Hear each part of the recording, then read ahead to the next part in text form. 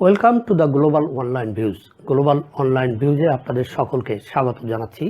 আমি Fazlus Sattar. Global online views আন্তর্জাতিক সম্পর্ক, কূটনীতি, ভূ রাজনীতি, আঞ্চলিক ও আন্তর্জাতিক নিরাপত্তা, অর্থনীতি, পরিবেশ, জলবায়ু পরিবর্তন সংক্রান্ত ন্যায্যতা এবং মানবাধিকারের মতো বিষয় নিয়ে কথা বলার একটি চ্যানেল। এই চ্যানেলটি থেকে মূলত আমরা তৃতীয় বিশ্বের পার্সপেক্টিভ বা পরিপ্রেক্ষিত থেকে কথা বলে থাকি এবং যে বিষয়গুলো সবচেয়ে বার্নিং অর্থাৎ আলোচিত সেই সব বিষয়ই আমরা সাধারণত আলোকপাত করে থাকি। আজকে সঙ্গত কারণেই আমরা আলোচনা করব এ সময়ের সবচেয়ে আলোচিত টপিক আফগানিস্তান নিয়ে।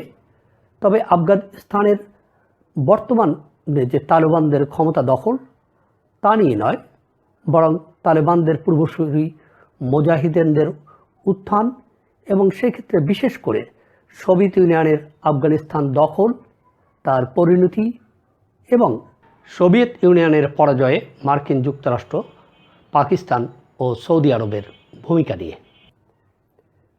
কাজেই আমরা আশা করি আপনারা ধৈর্য সহকারে সময় নিয়ে আমাদের ভিডিওটি প্রথম থেকে শেষ পর্যন্ত দেখবেন, কারণ আফগানিস্তান ভূ রাজনীতি ক্ষেত্রে খুবই গুরুত্বপূর্ণ একটি বিষয় এবং আফগানিস্তানের রাজনৈতিক ইতিহাসও খুবই জটিল এবং এশিয়ার ভূ রাজনীতি বোঝার ক্ষেত্রে, বিশেষ করে সেন্ট্রাল এশিয়া এবং দক্ষিণ এশিয়ার ভূ রাজনীতি বোঝার ক্ষেত্রে খুবই গুরুত্বপূর্ণ একটি বিষয়।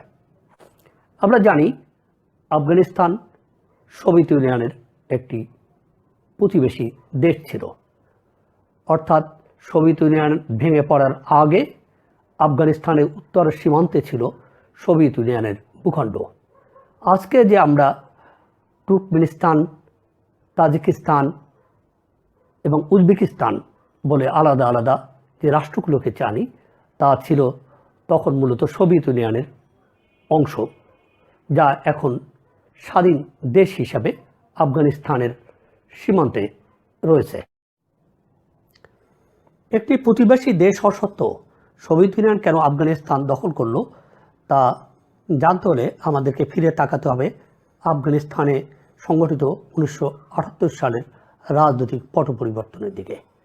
ওই বছরের 27 এপ্রিল তৎকালীন মোহাম্মদ দাউদ খানের সরকারকে ক্ষমতাচ্যুত করে আফগানিস্তানের সেনাবাহিনী ও বিমান বাহিনী। তারা একটি কূ সংগঠিত করে। এই কুয়ের মাধ্যমে আফগানিস্তানের কমিউনিস্ট পার্টি, যা people's democratic party of Afghanistan বা পিডিপিএ নামে পরিচিত, আফগানিস্তানের রাষ্ট্র ক্ষমতা দখল করে। অভ্যুত্থানকারীরা দাউদ খান ও তার পরিবারের 13 জন সদস্যকে নির্মমভাবে হত্যা করে। রাষ্ট্র ক্ষমতা দখলের পর নূর মোহাম্মদ তারাকির নেতৃত্বাধীন আফগানিস্তান কমিউনিস্ট পার্টি বিরোধী দলসমূহকে নির্মূলের অভিযানে নামে। বিশেষ করে তাদের টার্গেটে পরিণত হয় আফগানিস্তানের ইসলামপন্থী রাজনৈতিক সংগঠনগুলো। তারা ব্যাপক হারে অত্যাচার, নির্যাতন, গুপ্ত হত্যা শুরু করে এবং পরিস্থিতি এমন পর্যায়ে যায় যে আফগানিস্তানের জনগণ তার আগের বিগত 100 বছরে এ ধরনের নির্যাতন কখনো চোখে দেখেনি। ফলে এই দমন নির্যাতন অর্থাৎ বিরোধী মতকে নির্মূলের বিরুদ্ধে আফগানিস্তানের গ্রাম অঞ্চলগুলোতে, যেখানে ইসলামপন্থীদের অবস্থান রয়েছে, বিদ্রোহের সূচনা হয়। 1979 সাল নাগাদ এই বিদ্রোহ ব্যাপক আকারে সারা দেশে ছড়িয়ে পড়ে, বিশেষ করে গুলবুদ্দিন মোহাম্মদ হেকমতুল্লাহের নেতৃত্বে মুজাহিদিন গ্রুপ গঠনের পর থেকে। কমিউনিস্ট পার্টি পরিচালিত আফগান সরকার এই বিদ্রোহ দমনের জন্য ব্যাপক হারে আরও নির্যাতন, নিপীড়ন, গুপ্ত হত্যার, গ্রেপ্তারের পরিমাণ বাড়িয়ে দেয়। এর পাশাপাশি তারা বিদ্রোহ দমনের জন্য দেশের বিভিন্ন অঞ্চলে সেনাবাহিনী মোতায়েন করে। কিন্তু জনপ্রতিরোধের মুখে, অর্থাৎ প্রতিরোধের তীব্রতা এতই ব্যাপক ছিল যে সেনাবাহিনীর সদস্যরা দলে দলে পক্ষত্যাগ করতে থাকে। আফগান সেনাবাহিনী এই পক্ষত্যাগের কারণে অনেকটা ভেঙে পড়ে। এই অবস্থায় পরিস্থিতির গুরুত্ব অনুধাবন করে 1979 সালের জুন মাসে সোভিয়েত ইউনিয়ন আফগানিস্তানে তাদের কেজিবির প্যারামিলিটারি একটি দলকে পাঠায় তাদের দূতাবাসকে রক্ষার জন্য, এবং সেপ্টেম্বর মাসে তারা নূর মোহাম্মদ তারাকিকে ডেকে পাঠায় মস্কোতে পরামর্শের জন্য। নূর মোহাম্মদ তারাকি মস্কো গিয়ে ক্ষমতাসীন কমিউনিস্ট পার্টির নেতাদের কাছে সাহায্য সহযোগিতা চায়। বিশেষ করে তিনি আফগানিস্তানে জরুরি সামরিক সহায়তার জন্য অনুরোধ করেন। কিন্তু তৎকালীন সোভিয়েত কমিউনিস্ট পার্টির নেতা এবং প্রধানমন্ত্রী আলেক্সি কোসিগিন সামরিক হস্তক্ষেপের পরিবর্তে তারাকিকে অস্ত্র, গোলাবারুদ এবং সামরিক উপদেষ্টা দেওয়ার প্রতিশ্রুতি দেয়। আলেক্সি কোসিগিন তারাকিকে বলেন যে আফগানিস্তানে সোভিয়েত সৈন্য পাঠালে পরিস্থিতির তেমন কোনো উন্নতি হবে না, বরং পরিস্থিতির অবনতি হবে। কারণ আফগানিস্তানের জনগণ হয়তো সোভিয়েত সৈন্যের উপস্থিতি বিষয়টি মেনে নেবে না, তারা এর বিরুদ্ধে রুখে দাঁড়াবে। এই অবস্থায় আফগানিস্তানের প্রতিবেশী পাকিস্তান, চীন ও ইরান হয়তো সুযোগ নিতে পারে এবং মার্কিন যুক্তরাষ্ট্রের তারা এক্ষেত্রে সহযোগিতা পেতে পারে। তৎকালীন সোভিয়েত কমিউনিস্ট পার্টির নেতা এবং পরবর্তীতে সোভিয়েত নেতা কনস্টান্টিন চেরেনকো বলেন যে আফগানিস্তানে সোভিয়েত সৈন্য পাঠানো হলে তা একটি আগ্রাসন হিসাবেও বিবেচিত হতে পারে। এ অবস্থায় নূর মোহাম্মদ তারাকি অনেকটা হতাশ হয়েই সোভিয়েত ইউনিয়ন থেকে আফগানিস্তানে ফিরে আসেন। কিন্তু আফগানিস্তানে ফিরে আসার পরেই আফগান বিমানবন্দরে, অর্থাৎ কাবুল বিমানবন্দরে নূর মোহাম্মদ তারাকিকে গ্রেপ্তার করা হয়। তাকে গ্রেপ্তার করেন তারই ডেপুটি হাফিজুল্লাহ মোহাম্মদ আমিন, এবং গ্রেপ্তারের পরে নূর মোহাম্মদ তারাকিকে হত্যা করা হয়। হাফিজুল্লাহ মোহাম্মদ আমিন ছিলেন মার্কিন যুক্তরাষ্ট্রের কলম্বিয়া বিশ্ববিদ্যালয় থেকে লেখাপড়া করা একজন স্নাতক। সংগতকালীন সোভিয়েত নেতৃত্ব হাফিজুল্লাহ মোহাম্মদ আমিনের এই বিষয়টি ভালো চোখে দেখেনি। তাদের বিবেচনায় আমিন ছিল মার্কিন যুক্তরাষ্ট্রের ঘনিষ্ঠ একজন ব্যক্তি। সোভিয়েত নেতারা মনে করতেন হাফিজুল্লাহ মোহাম্মদ আমিন পাশ্চাত্য এবং সোভিয়েত ইউনিয়নের মধ্যে অধিকতর ভারসাম্যের পক্ষে। এ সময় একটি টপ সিক্রেট বিশ্লেষণের মাধ্যমে সোভিয়েত নেতা লিওনিদ ব্রেজনেভকে সতর্ক করা হয় যে আফগানিস্তানে হয়তো বড় ধরনের কোনো রাজনৈতিক পরিবর্তন ঘটতে চলছে, যা হবে মার্কিন যুক্তরাষ্ট্রের অনুকূলে। সঙ্গত কারণে বিষয়টি লিওনিদ ব্রেজনেভ এবং সোভিয়েত কমিউনিস্ট পার্টিকে শঙ্কিত করে তোলে। এরপরে 1979 সালের ডিসেম্বর মাসের 8 তারিখে লিওনিদ ব্রেজনেভের ব্যক্তিগত অফিসে সোভিয়েত কমিউনিস্ট পার্টির সিনিয়র নেতাদের নিয়ে একটি বৈঠক অনুষ্ঠিত হয়। যে বৈঠকে উপস্থিত ছিলেন তৎকালীন সোভিয়েত কমিউনিস্ট পার্টির তাত্ত্বিক নেতা হিসেবে পরিচিত মিখাইল সুসলভ, তৎকালীন কেজিবি প্রধান ইউরি আন্দ্রোপভ,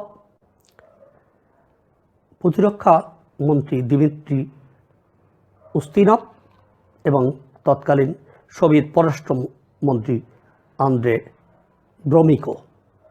ওই বৈঠকে কেজিবি প্রধান ইউরি আন্দ্রোপভ এবং প্রতিরক্ষামন্ত্রী দিমিত্রি উস্তিনভ গভীর উৎকণ্ঠা প্রকাশ করে বলেন যে মার্কিন যুক্তরাষ্ট্র আফগানিস্তানে তাদের প্রভাব বলয় বাড়ানোর চেষ্টা করছে এবং আফগানিস্তানের পরিস্থিতির সুযোগ নিয়ে পাকিস্তান হয়তো আফগানিস্তানের পুস্তুন অধ্যুষিত অঞ্চলগুলোকে তার ভূখণ্ডের মধ্যে অন্তর্ভুক্ত করতে পারে। ওই বৈঠকে মূলত দুইটি সিদ্ধান্ত গৃহীত হয়। তাদের প্রথম সিদ্ধান্ত ছিল হাফিজুল্লাহ আমিনকে কেজিবির মাধ্যমে ক্ষমতাচ্যুত করে তার জায়গায় আফগানিস্তানের কমিউনিস্ট পার্টির নেতা বাবরাক কারমালকে ক্ষমতায় বসানো, এবং দ্বিতীয় সিদ্ধান্তটি ছিল আফগানিস্তানে সোভিয়েত সৈন্য পাঠানোর বিষয়টি গুরুত্ব সহকারে বিবেচনা করে দেখা। ওই মিটিংয়ের মাত্র 2 দিন পর তৎকালীন সোভিয়েত প্রতিরক্ষামন্ত্রী দিমিত্রি উস্তানভ তৎকালীন সোভিয়েত রেড আর্মির general chief of staff Nikolai অর্গাকভকে মৌখিকভাবে 1 ডিভিশন প্যারাট্রুপস এবং 5 ডিভিশন মিলিটারি এভিয়েশনস আফগানিস্তানে পাঠানোর জন্য প্রস্তুতি দিতে বলেন।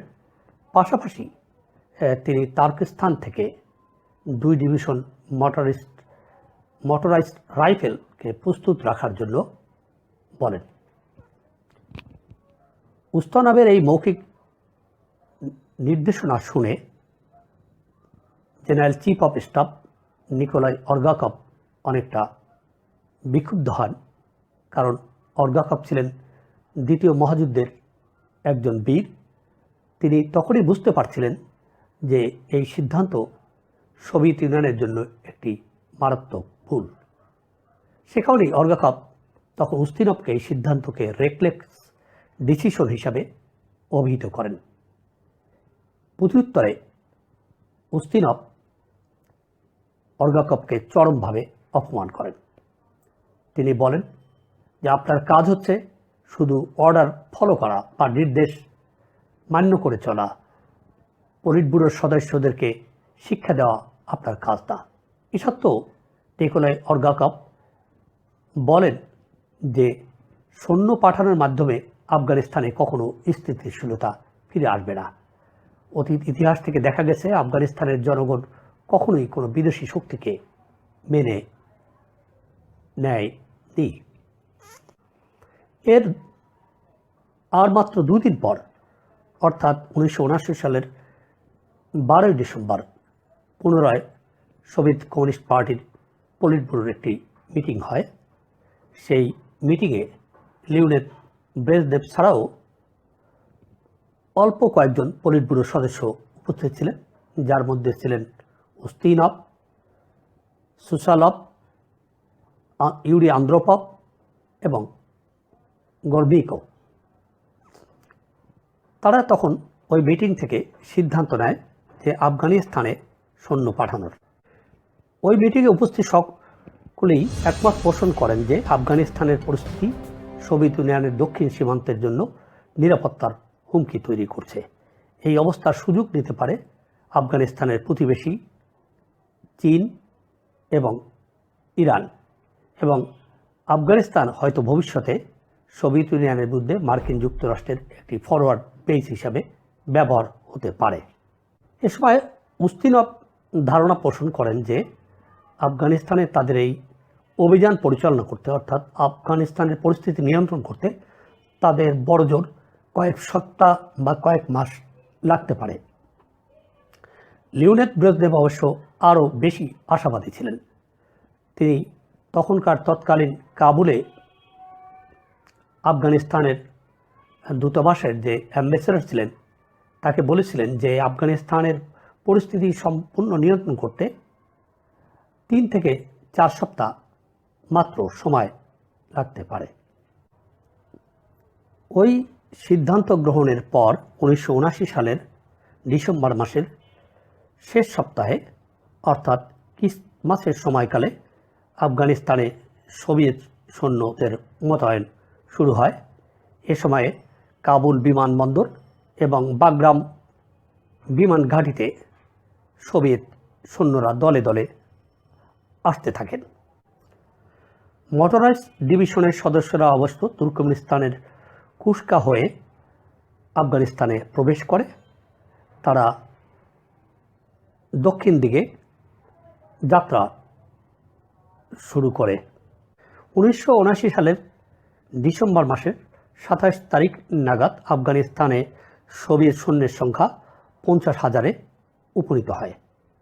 ওই দিনই সোভিয়েত স্পেশাল ফোর্স এবং কেজিবির সদস্যরা আফগানিস্তানের প্রেসিডেন্সিয়াল প্যালেসে আক্রমণ চালায়।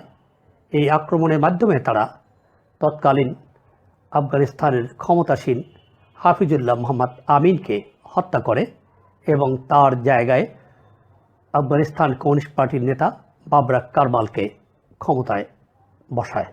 সোভিয়েত সেনা মোতায়েনের কয়েকদিনের মধ্যেই আফগানিস্তানের জনগণ তাদের বিরুদ্ধে প্রতিরোধের সূচনা করে।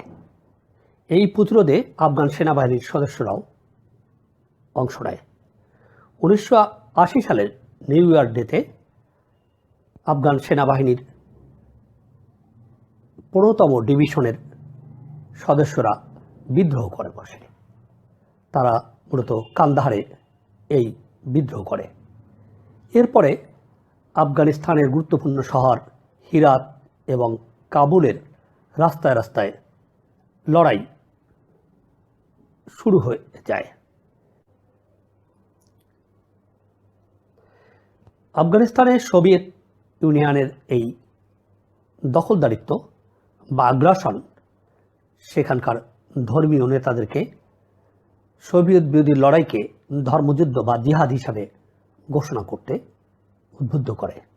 ফলে সেখানকার হাজার হাজার ধর্মীয় নেতা এই যুদ্ধকে ধর্মযুদ্ধ বা জিহাদ হিসাবে ঘোষণা করে, যার ফলে যে সমস্ত লোক এর আগে কমিউনিস্ট বিরোধী লড়াইয়ে অংশ নেয়নি তারাও এই সোভিয়েত বিরোধী লড়াইয়ে অংশ নিতে থাকে। এর ফলে আফগানিস্তানের ঐতিহ্যবাহী অর্থাৎ হাজার বছরের পুরানো ওরিয়ার কালচার বা যোদ্ধার সংস্কৃতিকে পুনরুজ্জীবন ঘটায়। বাবরা কারমাল অবশ্য এই পরিস্থিতিকে শান্ত করার জন্য অর্থাৎ তার দেশের লোকজনকে এই পরিস্থিতি থেকে একটি শান্তিপূর্ণ অবস্থানে ফিরে নিয়ে আসার জন্য যথাসাধ্য চেষ্টা করেন। তিনি ধর্মীয় নেতাদের সাথে দেখা করেন এবং একটি ব্রড বেসড সরকার গঠনের ঘোষণা দেন। কিন্তু ততক্ষণে পরিস্থিতি অনেকটা ঘোলাটে হয়ে গেছে। কাবুলের বাইরে তার কথা শোনার মতো কোনো লোকের আগ্রহ ছিল না। ফলে আফগানিস্তানে সোভিয়েত সেনাবাহিনীর উপস্থিতি দেশটিতে স্থিতিশীলতা আনার পরিবর্তে দীর্ঘস্থায়ী গৃহযুদ্ধ বা গেরিলা যুদ্ধের সূচনা করে। এর মাধ্যমে আধুনিক ইতিহাসের সবচেয়ে সফল একটি গেরিলা গোষ্ঠীর জন্ম হয়, যাদেরকে আমরা আফগান মুজাহিদিন বলে জানি। আফগান মুজাহিদিনদের সোভিয়েত সেনাবাহিনীর বিরুদ্ধে প্রতিরোধের তীব্রতা এতটাই বেশি ছিল যে এর ফলে দলে দলে আফগান সেনাবাহিনীর লোক তাদের পক্ষ ত্যাগ করতে থাকে। এক পর্যায়ে আফগান সেনাবাহিনীর সদস্য সংখ্যা 90,000 থেকে মাত্র 30,000-এ নেমে আসে। তবে সোভিয়েত সেনাবাহিনীর জন্য সবচেয়ে বড় চ্যালেঞ্জ যে বিষয়টা ছিল তা হলো আফগানিস্তানের গ্রামাঞ্চলের নিয়ন্ত্রণ। খোদ সোভিয়েত পলিট ব্যুরোরই এক রিপোর্ট থেকে জানা যায় যে আফগান সরকারের আফগানিস্তানের গ্রামগুলোর উপরে মধ্যে মাত্র 15% উপরে তাদের দখল ছিল। অর্থাৎ সোভিয়েত সৈন্যরা বিভিন্ন শহরে গুরুত্বপূর্ণ স্থাপনায় দখল নিয়ে থাকলেও গ্রাম অঞ্চলে তাদের তেমন কোনো কর্তৃত্ব ছিল না।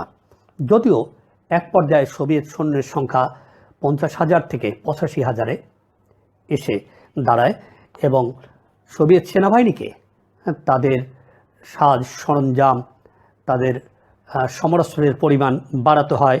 বিশেষ করে তারা তাদের হেলিকপ্টারের পরিমাণ, যেখানে তারা 1980 সালের প্রথম দিকে যে হেলিকপ্টার ছিল তাদের মাত্র 60টি, 1981 সালের মাঝামাঝি এর পরিমাণ 300-এর অধিকে দাঁড়ায়। কিন্তু এ সত্ত্বেও তারা পরিস্থিতি মোকাবেলা করতে পারছিল না। আফগানিস্তানে সোভিয়েত সেনাবাহিনীর এই দখলদারিত্বের বিষয়টি প্রথম থেকেই পাকিস্তানের তৎকালীন প্রেসিডেন্ট জেনারেল জিয়াউল হককে বিচলিত করে তোলে। একদিকে চিরবৈরী ইন্ডিয়ার ভূখণ্ড, অপরদিকে প্রতিবেশী আফগানিস্তানে সোভিয়েত ইউনিয়নের উপস্থিতি পাকিস্তানকে ফিজিক্যালি আইসোলেশনের ঝুঁকির মধ্যে ফেলে দেয়। যেহেতু আরব সাগর ও সোভিয়েত সেনাবাহিনীর মধ্যে একমাত্র দূরত্ব বা বাধা হচ্ছে পাকিস্তানের বেলুচিস্তান, তাই আফগানিস্তানের কোনো জোরালো প্রতিরোধের মুখোমুখি না হলে জিয়াউল হকের বিবেচনায় ভবিষ্যতে সোভিয়েত আগ্রাসনের লক্ষ্য হতে পারে পাকিস্তান। এ সময় পাকিস্তানের প্রেসিডেন্ট জেনারেল জিয়াউল হক সামরিক গোয়েন্দা সংস্থা আইএসআইয়ের প্রধান জেনারেল আখতার আব্দুল রহমান খানকে আফগানিস্তানের বিষয়ে একটি ব্রিফ অ্যাসেসমেন্ট তৈরি করতে বলেন। পাকিস্তানের এই উদ্যোগে এ সময় তার মিত্রদের মধ্যে সর্বপ্রথম সহায়তার হাত বাড়িয়ে দেয় গণচীন। তারা আফগান মুজাহিদিনদের জন্য পাকিস্তানকে নানা ধরনের অস্ত্র সরবরাহ করে, বিশেষ করে যেসব অস্ত্র তারা এর আগে ভিয়েতনামের গেরিলাদেরকে আমেরিকার বিরুদ্ধে যুদ্ধের সময় দিয়েছিল। গণচীনের এই সহায়তার পিছনে শুধু পাকিস্তানের সঙ্গে তাদের বন্ধুত্বই নয়, আরও একটি বড় কারণ ছিল। সেটি হলো তাদের সাথে পাকিস্তানের মতো একইভাবে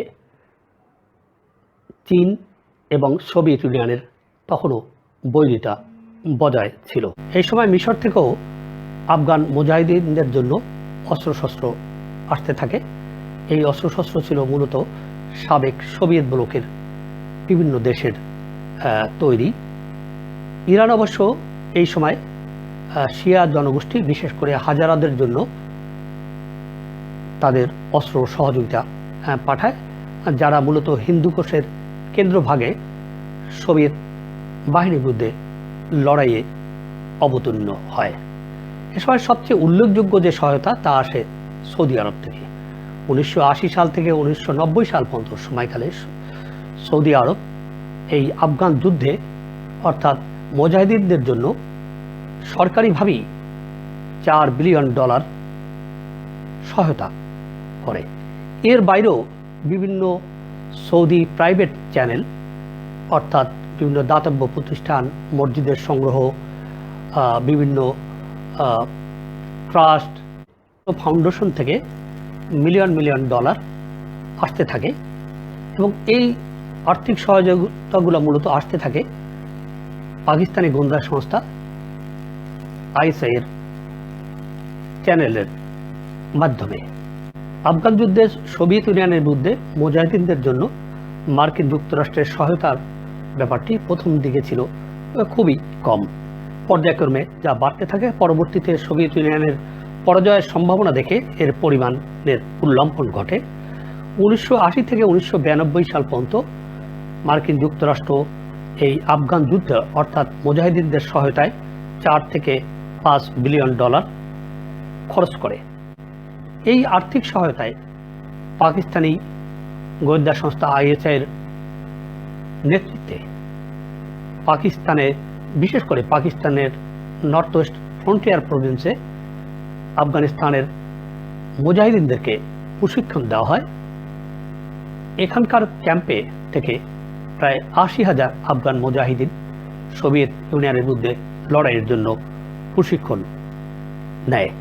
কিন্তু এত আর্থিক সহায়তা এবং পাকিস্তানের পৃষ্ঠপোষকতা সত্ত্বেও আফগান মুজাহিদিনদের ভিতরকার অর্থাৎ অভ্যন্তরীণ দ্বন্দ্ব বা ফ্যাকশনিজমের কারণে যে মাত্রায় সফলতা অর্জন করার কথা তা অনেকটা ক্ষতিগ্রস্ত হয়। এ পর্যায়ে পাকিস্তানের প্রেসিডেন্ট জিয়াউল হক বুঝতে পারেন যে এদেরকে ঐক্যবদ্ধ করা ছাড়া সোভিয়েত বিরোধী লড়াইকে তীব্রতর করা যাবে না। সে কারণেই 1984 সালের প্রথম দিকে পাকিস্তানের প্রেসিডেন্ট জিয়াউল হক পেশোয়ারে আফগান মুজাহিদিনদের বিভিন্ন অংশকে নিয়ে একটি বৈঠকে মিলিত হন। সেখানে তিনি তাদেরকে একটি জোটে সামিল হওয়ার জন্য আহ্বান করেন, কিন্তু মার্কিন যুক্তরাষ্ট্র, সৌদি আরব, ইরান, চীন, মিশরের এসব সহযোগিতা সত্ত্বেও আফগান যুদ্ধে সোভিয়েত ইউনিয়ন এবং মুজাহিদিনদের মধ্যে বড় একটি পার্থক্যের ক্ষেত্র ছিল সোভিয়েত ইউনিয়নের বিমান বাহিনীর অর্থাৎ সামরিক বিমানের ব্যবহার। সোভিয়েত ইউনিয়নের সেনাবাহিনীর কার্পেট বোমিংয়ের কারণে আফগানিস্তানের গ্রামের পর গ্রাম ধ্বংসস্তূপে পরিণত হয়। গ্রামগুলো তারা জ্বালিয়ে পুড়িয়ে দেয়, যে কারণে জীবন বাঁচাতে নিজেদের ঘর বাড়ি ছাড়া লোকজন আফগানিস্তান ছেড়ে আশ্রয়ের খোঁজে পালাতে থাকে। এক পর্যায়ে 1984 সালের মাঝামাঝি প্রায় 3.5 মিলিয়ন অর্থাৎ 35 লক্ষ আফগান নাগরিক সীমান্ত থেকে পালিয়ে পাকিস্তানে আশ্রয় নেয় এবং আরও 1 মিলিয়ন আফগান নাগরিক ইরানে আশ্রয়, এবং এর বাইরে আরও লাখ লাখ লোক দেশের অভ্যন্তরে ঘর বাড়ি হারিয়ে, অর্থাৎ যেহেতু সোভিয়েত বাহিনী তাদের কার্পেট বোমিংয়ের মাধ্যমে গ্রামের পর গ্রামকে ধ্বংসস্তূপে পরিণত করেছিল, সমস্ত আফগানিস্তানকে একটা বিধ্বস্ত জনপদে তৈরি করেছিল, সে কারণে তারা আইডিপি বা স্থানচ্যুত হয়, যে কারণে আফগান রাজধানী কাবুলের জনসংখ্যা 7.5 লাখ থেকে বেড়ে 20 লাখে পরিণত হয়। এই অবস্থায় 1985 সালের মার্চ মাসে সোভিয়েত ইউনিয়নের ক্ষমতায় আসেন মিখাইল গর্বাচেভ, এবং এর পরবর্তী বছর মার্কিন যুক্তরাষ্ট্রের নির্বাচনে পুনর্বার ভূমিধস বিজয়ের মাধ্যমে ক্ষমতায় আসেন president Ronald Reagan. President Ronald Reagan ক্ষমতায় এসে তিনি একটি নির্দেশনা জারি করেন, যেখানে বলা হয় যে কোনো মূল্যে আফগানদেরকে সহায়তা করতে হবে। এই অবস্থায় আফগানিস্তানের মুজাহিদিনদের জন্য মার্কিন যুক্তরাষ্ট্রের সহায়তার পরিমাণ বাড়তে থাকে। পরবর্তীতে 1986 সালের মে মাসে বাবরাক কারমালকে ক্ষমতা ছাড়তে বাধ্য করা হয়। তার পরিবর্তে ক্ষমতায় বসানো হয় আফগানিস্তানের নিরাপত্তা গোয়েন্দা সংস্থার প্রধান মোহাম্মদ নজিবুল্লাহকে। ওই মাসেই জেনেভায় জাতিসংঘের উদ্যোগে একটি শান্ত আলোচনা অনুষ্ঠিত হয়। ওই আলোচনায় সোভিয়েত ইউনিয়নের পক্ষ থেকে 4 বছরের একটি সময়সূচি দিয়ে তাদের সৈন্য প্রত্যাহারের প্রস্তাব দেওয়া হয়। পরবর্তীতে ওই বছরের শেষের দিকে সোভিয়েত নেতা মিখাইল গর্বাচেভ সারা বিশ্বকে চমকে দিয়ে আফগানিস্তান থেকে আংশিকভাবে তাদের 6000 সৈন্য প্রত্যাহারের ঘোষণা দেয়, যদিও ওই সময় আফগানিস্তানে মোট সোভিয়েত সৈন্যের সংখ্যা ছিল 1,15,000। কিন্তু মার্কিন প্রেসিডেন্ট রোনাল্ড রিগান ক্ষমতায় আসার পর থেকে আফগানিস্তানের যুদ্ধের গতি প্রকৃতি পাল্টে যায়, অর্থাৎ আফগান মুজাহিদিনরা অধিক হারে সামরিক এবং অর্থনৈতিক সহযোগিতা পেতে থাকে তাদের কাছ থেকে। আফগান মুজাহিদিনরা 1986 সালের সেপ্টেম্বর মাসের 25 তারিখ প্রথমবারের মতো স্টিঙ্গার ক্ষেপণাস্ত্র বা মিসাইল ব্যবহার করে সোভিয়েত বিমান বাহিনীর একটি হেলিকপ্টারকে ভূপাতিত করে। এই যে আফগান মুজাহিদিনদের স্টিঙ্গার ক্ষেপণাস্ত্র ব্যবহারের ঘটনা সমস্ত যুদ্ধের মধ্যে একটা বড় ধরনের গুরুত্বপূর্ণ সীমারেখা বা পার্থক্য এনে দেয়, কারণ এর আগে সোভিয়েত সেনাবাহিনী ব্যাপকভাবে কার্পেট বোমিংয়ের মাধ্যমে আফগানিস্তানকে ধ্বংসস্তূপে পরিণত করেছিল এবং আকাশ থেকে আক্রমণ করায় তারা এক ধরনের অ্যাডভান্টেজ পেত। কিন্তু স্টিঙ্গার ক্ষেপণাস্ত্রের ফলে তাদেরকে অনেক উঁচু দিয়ে চলাচল করতে হয়। এর ফলে আমরা জানি খুব সংক্ষিপ্ত সময়ের মধ্যেই, অর্থাৎ 1987 সালের মধ্যেই সোভিয়েত ইউনিয়নকে 270টি বিমান, যুদ্ধ বিমান ও হেলিকপ্টার হারাতে হয় আফগান মুজাহিদদের হাতে। ফলে সোভিয়েত সেনাবাহিনী যুদ্ধক্ষেত্রে তাদের বিমান এবং হেলিকপ্টার ব্যবহার করার ক্ষেত্রে অনেকটা চাপের মধ্যে পড়ে। বিশেষ করে আগে যেখানে হিন্দ গানশি যুদ্ধের ক্ষেত্রে আফগান মুজাহিদিনদের জন্য একটি বিভীষিকা সম অস্ত্র ছিল, কিন্তু মুজাহিদিনদের স্টিঙ্গার ক্ষেপণাস্ত্র ব্যবহারের কারণে সোভিয়েত যুদ্ধবিমান এবং হেলিকপ্টারকে হাই অ্যালটিটিউড দিয়ে মুভ করতে হতো, যে কারণে তাদের বোমাবর্ষণ বা যে সমস্ত গোলাবর্ষণ বিমান বা হেলিকপ্টার থেকে তা অনেকটা সীমিত হয়ে পড়ে এবং অ্যাকুরেসির ক্ষেত্রে লক্ষ্যভ্রষ্ট হতে থাকে। এই অবস্থায় 1987 সালে আফগান মুজাহিদিনদের জন্য সাহায্য সর্বোচ্চ সীমায় পৌঁছে, অর্থাৎ মার্কিন যুক্তরাষ্ট্র ততক্ষণে বুঝে গেছে যে আফগান যুদ্ধে সোভিয়েত ইউনিয়ন পরাজিত হতে যাচ্ছে। কিন্তু অপরদিকে সোভিয়েত ইউনিয়নের যুদ্ধের খরচ ক্রমাগতভাবে বাড়তে থাকে, আকাশচুম্বী হতে থাকে। একটি উদাহরণ থেকেই এ কথা খুব সহজে বোঝা যাবে যে 1959 থেকে 1978 পর্যন্ত সোভিয়েত ইউনিয়নের আফগানিস্তানে অর্থনৈতিক ও সামরিক সহযোগিতা পরিমাণ ছিল অর্থনৈতিক সহযোগিতা $1.3 বিলিয়ন এবং সামরিক সহযোগিতা $1.3 বিলিয়ন। কিন্তু আফগানিস্তানে যুদ্ধ শুরুর পরে 1980 থেকে 1986 পর্যন্ত আফগান যুদ্ধের কারণে প্রতি বছরই সোভিয়েত ইউনিয়নকে 7 বিলিয়ন মার্কিন ডলার করে বছরে খরচ করতে হয়। এর ফলে আফগান যুদ্ধ সোভিয়েত ইউনিয়নের উপরে শুধু সামরিক নয়, অর্থনৈতিকও একটা বড় ধরনের চাপ সৃষ্টি করে। এই চাপের কারণে এবং আফগান যুদ্ধে মুজাহিদিনদের সাফল্যে সোভিয়েত ইউনিয়ন কোণঠাসা হওয়ার কারণে 1987 সালে সোভিয়েত প্রেসিডেন্ট মিখাইল গর্বাচেভ তার আফগানিস্তানের ক্ষমতাসীন যে প্রেসিডেন্ট মোহাম্মদ নাজিবুল্লাহকে জানিয়ে দেন যে তারা আফগানিস্তান থেকে তাদের সৈন্য প্রত্যাহার করে নিচ্ছেন।